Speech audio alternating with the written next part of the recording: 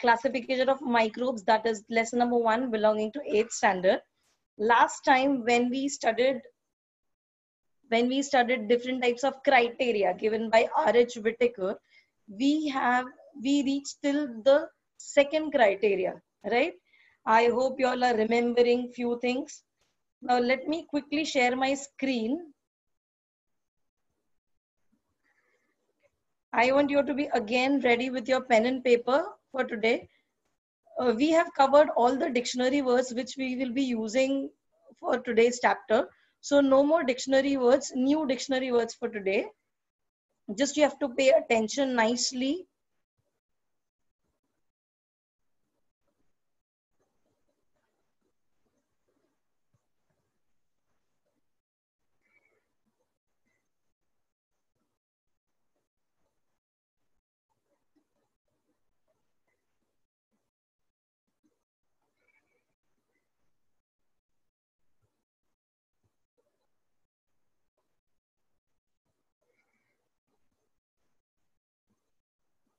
Okay, is the screen visible?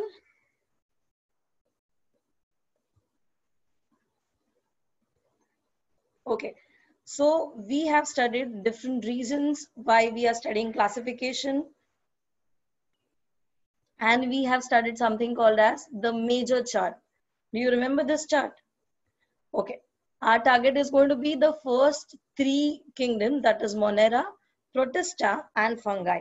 So after studying this generic chart, we went through different pictures of the kingdoms and also with the dictionary words. I hope you all are very well versed with dictionary words, because today we are going to study about the last 4 dictionary words which you are all able to see on the screen. That is about autotrophs, heterotrophs, saprotrophs, and phylogenetic relationships. Okay? So let's begin. We studied that Whitaker, when he started classifying, he had to take various criteria. And out of this various criteria, in our last lecture, we have completed the first 2 criteria. That is dividing the organisms based on their cell structure. That is whether a cell is prokaryotic or eukaryotic. And dividing the organism based on complexity of that organism. Now, what do we mean by complexity of organism? Does anybody remember? Based on whether the animal is a unicellular organism, या फिर that the organism is a multicellular organism. Now, we all know what is the meaning of unicellular and multicellular.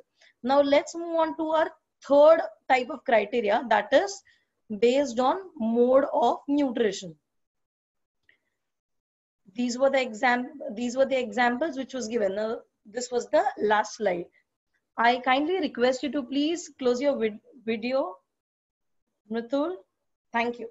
So the third criteria which we'll be studying today is dividing them based on their mode of nutrition. Now, based on this, we divide organisms into 3 basic categories. Okay? The first one being plants, second one being fungi, and the third one being animals. Okay? So हम लोग ने क्या किया है? We have divided the organisms into 3 categories: plants, fungi, and animals. Now, if you remember, what can be the major difference between them? If we will go from a cell point of view, we know that plant cell has cell wall, okay? And they also perform photosynthesis. Animal cell do not have cell wall, but they don't perform photosynthesis. Whereas in fungi, cell wall is present, okay? Unlike plants, cell wall is present, but fungi does not perform the function of photosynthesis. तो इसका मतलब क्या हुआ कि all these 3 organisms perform 3 different type of work, and based on this 3 different type of work, the way they will intake their food, that is nutrition, that also differs. तो plants खुद का खाना बनाते हैं, ठीक है? Plants prepare their own food with the help of photosynthesis, and leaves are the primary parts of the plants which take part in photosynthesis. So I will consider plants as autotrophic organisms, जो खुद का खाना बना सकते हैं.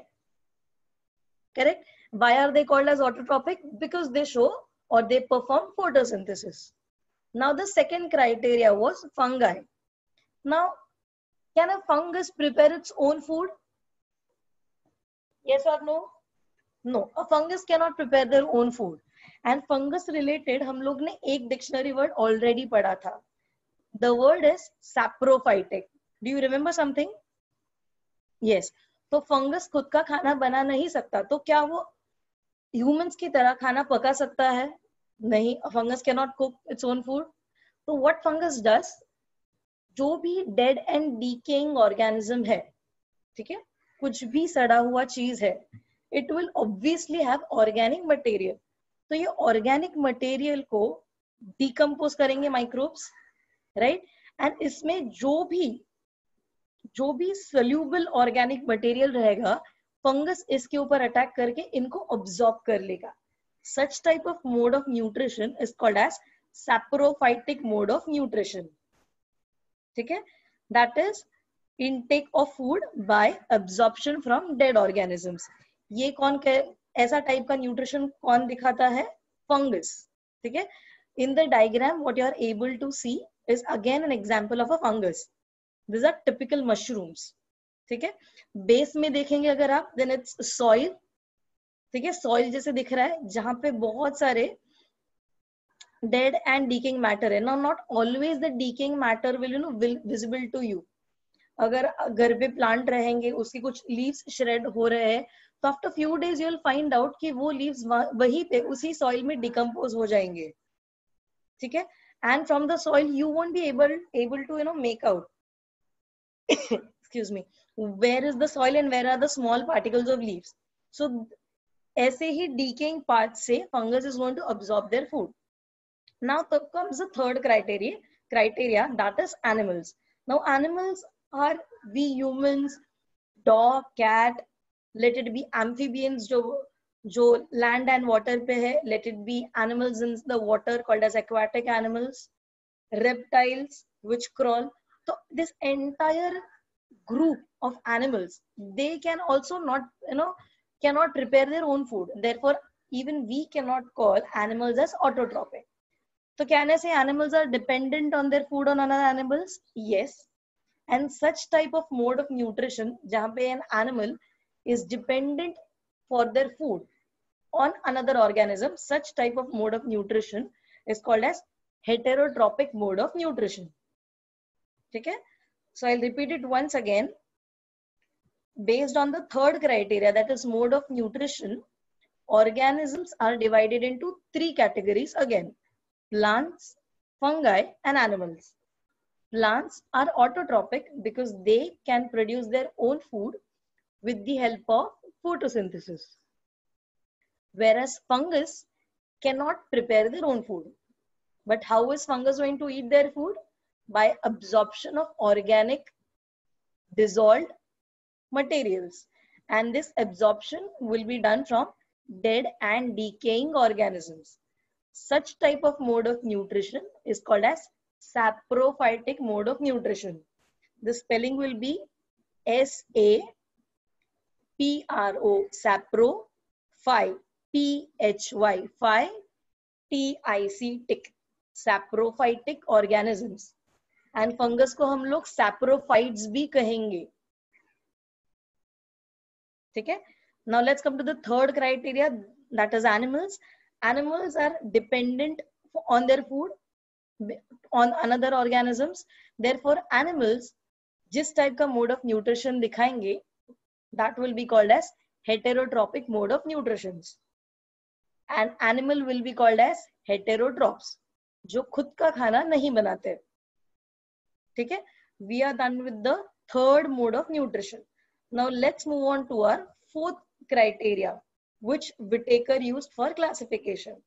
The fourth criteria is dividing organism based on their lifestyle. Now what is lifestyle? Lifestyle is what kind of lifestyle, what kind of work, what अलग अलग organisms का पूरे लाइफ में अलग अलग टाइप का लाइफस्टाइल है. कोई जैसे if you are watching about ants का entire lifestyle is into working, gathering food, storing and eating. honey bees का अलग lifestyle है. तो ऐसे ही based on lifestyle, what is the major work any organism does in its life is called as lifestyle. So based on lifestyle, again, we have three criteria. Okay? First one is plants. Second one is animals. And third one is fungi. Now, I don't want you to get confused between the third and fourth criteria. Third criteria में we have divided animals based on mode of nutrition, कि वो कैसे खाना खाने वाले हैं. Fourth criteria में we are dividing the animals based on its lifestyle, कि उनकी life कैसे होने वाली है. Now, let me explain this in detail to you in our next slide. Now, tell me, plants, what is the unique thing which which divides all plants from other organisms? That is, plants will perform the function of photosynthesis. इसलिए वो green in color में रहेंगे and वो खाना बना के खुद में store करेंगे, right? Even we as humans, we are indirectly dependent on plants itself. We eat wheat, rice, jowar, bajra, vegetables. All these food items of ours directly comes from plants. So can I say that we get energy which is stored in plants? Yes. Correct? So plants are the first organisms which start producing food and storing food within themselves. Okay? Therefore, plants are called as producer. What are plants called as? Plants are called as producer. Please remember. So now what are we seeing? That this plant, which you are able to see on the screen, has started producing its own food and has started storing inside them. Now on the plants, which other animals are dependent? Now humans are dependent, लेकिन humans के पहले भी और काफी सारे छोटे छोटे animals है, right? Let's consider the scene from a jungle. There are grasses growing, there are green plants which are growing. इनके ऊपर जो directly dependent रहेंगे will be the vegetarian animals. Such animals will be called as herbivorous animals. Now, I have taken an example of a deer. Okay? A deer will eat the grass or the plant and it will have its own food. This is how deer will acquire its own food. Now, tell me, will a deer perform photosynthesis? No. A deer cannot perform photosynthesis क्योंकि deer के पास chloroplast या फिर chlorophyll नहीं है.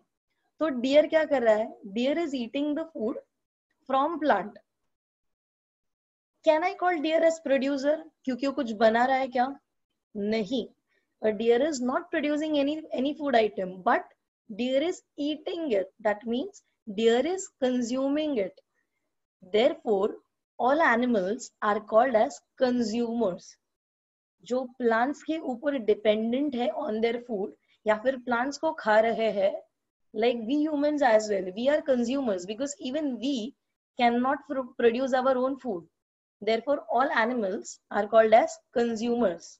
So हम लोग ने दो चीजें देख लिया. Number one, plants are called as producers because they photosynthesize, they prepare their own food and they store it within them. The second part is animals. Do they prepare their own food? No. What they do, they consume this food which is prepared by the plants, right? So all animals are called as consumers. Now अभी सारे animals जो भी plants के ऊपर dependent है या फिर even the plant, each and every organism has got a specific lifespan. So after the life is completed, they are going to die. Correct? अगर ये सारे plants and animals, if they are dying, not at a time, ठीक है? कभी ना कभी मरने ही वाले हैं, correct? So after any organism is dying, what is the most important thing which is required? It is कि the body should be getting decomposed properly. क्योंकि अगर the body of that dead organism is not decomposed, don't you think पूरा land will be occupied with dead bodies? Correct? इसीलिए the third criteria comes for fungus. You have to be specific for decomposers. So based on lifestyle, we are again dividing all organisms into three parts. Left side plants will be called as producers. Deer is considered as a consumer in this given diagram. And the last at the right bottom, these are fungus, nothing but decomposers. Understood? That's the fourth criteria. So the fourth criteria is we are dividing organisms based on their lifestyle, and based on lifestyle we are having three different types: plants as producers, animals as consumers, and fungi as decomposers. All these three of them have very important role in food chain. Okay, now let's move on to our fifth criteria. The fifth criteria speaks about phylogenetic relationships. Now what is phylogenetic relationships? Relationships, ये तो आपको पता चलेगा कि इसका meaning क्या है. Now let me explain you what is the meaning of phylogenetic relationships. Now if you recall our dictionary words, I had given you the meaning that it is an interrelation or evolution, how a prokaryotic cell evolved to become a eukaryotic cell.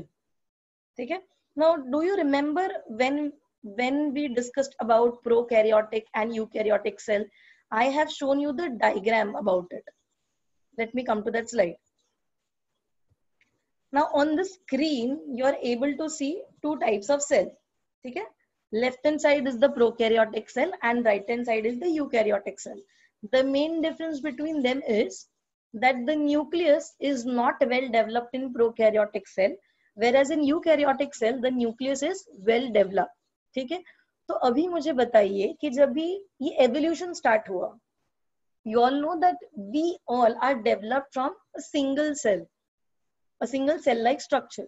Now that cell-like structure went on developing more and more and more, and उसी से आज बहुत सारे species present है on this planet. So when the evolution started, ऐसे हुआ रहेगा क्या कि एक जनरेशन में prokaryotic cell है and immediate next generation is a eukaryotic cell. Will the evolution happen that suddenly? फटक से इतना ज्यादा change दिखेगा क्या? No, right? There'll be many generations in between. Correct? There'll be many generations in between which have undergone lots and lots and lots of development. Correct? So this development from a prokaryotic cell to a eukaryotic cell, all these evolutionary stages are called as phylogenetic relationships. Okay? Now this is the first example. Now there is also one journey that is from a unicellular cell to a multicellular cell. Okay? Now unicellular cell will be an organism which will only have a single cell in its entire body, whereas in the case of multicellular animals there are presence of more than two cells.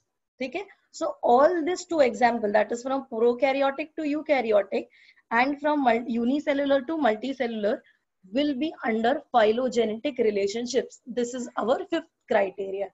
And hereby we complete the 5 criteria which Sir Robert Whittaker had considered for performing classification of living organisms.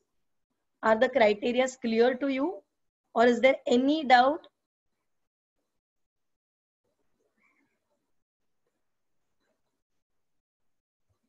The first criteria was based on complexity of cell structure. Second was based on complexity of organisms. I will get back to the same slide so that you'll be in a better position to visualize it. सबसे पहले हम लोग ने देखा based on complexity of cell structure. इसमें we have two different types, prokaryotic and eukaryotic cell. Second is based on complexity of organisms. ठीक है? Again, based on this, we have divided organisms into two parts, unicellular organisms and multicellular organisms. The third criteria is based on mode of nutrition. Now, based on this third criteria, we have again divided the organisms into three parts, plants as autotrophic, fungi as saprophytic, and animals as heterotrophic. Let's come to the fourth criteria, that is dividing organisms based on their lifestyle. Now, based on lifestyle, we have again 3 different criteria. ठीक है? First one is plants as producers, animals as consumers, and fungi as decomposers. And the fifth, which is the last criteria, that is phylogenetic relationships. In this, we have studied how evolution took place for a prokaryotic cell to eukaryotic cell, and from a unicellular cell to a multicellular cell. These are our 5 criteria. Nishant sir, speak about an experiment. What is this experiment? Okay, अच्छे से listen to me. Now what are we going to do is, we are going to take a curd. Curd मतलब दही, ठीक है? हम इसमें थोड़ा सा पानी ऐड करेंगे and we'll stir it nicely. ठीक है? Now once this curd is nicely stirred in water, we will take a drop of this curd on a clean, grease-free slide. Now what is a slide? Slide is a small piece of glass which we usually use for observing specimens under microscope. अभी हम लोग ने curd का एक drop डाल दिया उसमें and we are adding a cover slip. ठीक है? A cover slip is again a small glass slide which is used for protecting the specimen. Specimen is whatever we put on the slide to watch. Now इसको हम लोग कहेंगे कि slide prepare हो गई.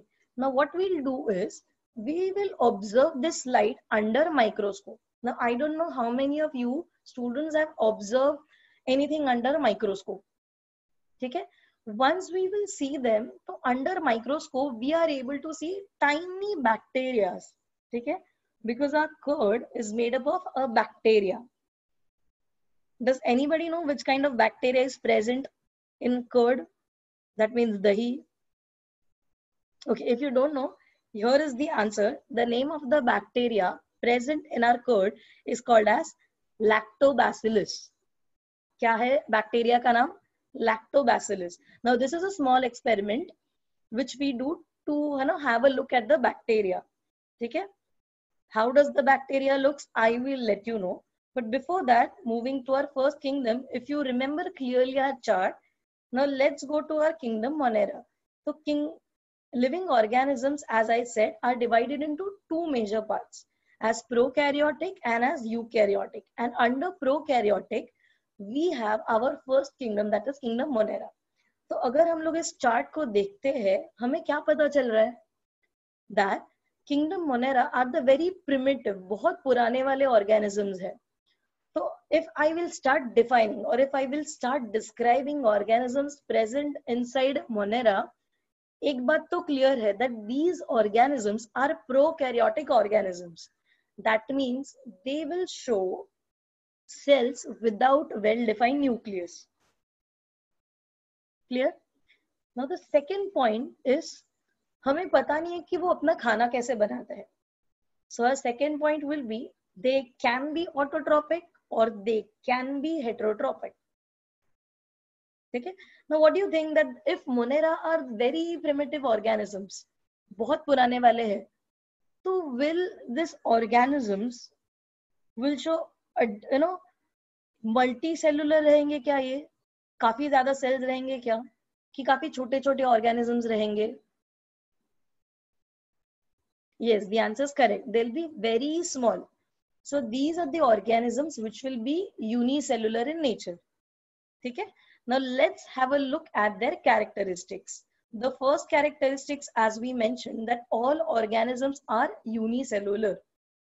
मतलब पूरे body में एक ही cell रहेगा. And उस particular organisms के सारे body functions will be carried out within that one single cell. ठीक है? Second point, they may be autotrophic or they may be heterotrophic.